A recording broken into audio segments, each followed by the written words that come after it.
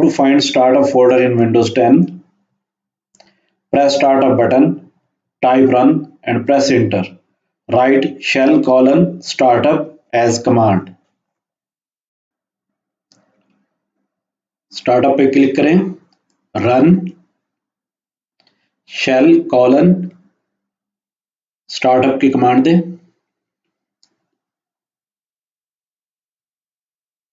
देखें स्टार्टअप का फोल्डर खुल गया है।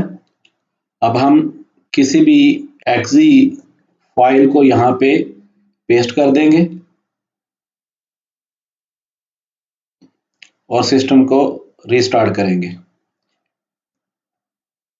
देखेंगे जैसे ही हमारा सिस्टम दोबारा रीबूट होगा तो जो एक्जी फाइल हमने स्टार्टअप के फोल्डर पे कॉपी की होगी वो ऑटोमेटिक रन हो जाएगी।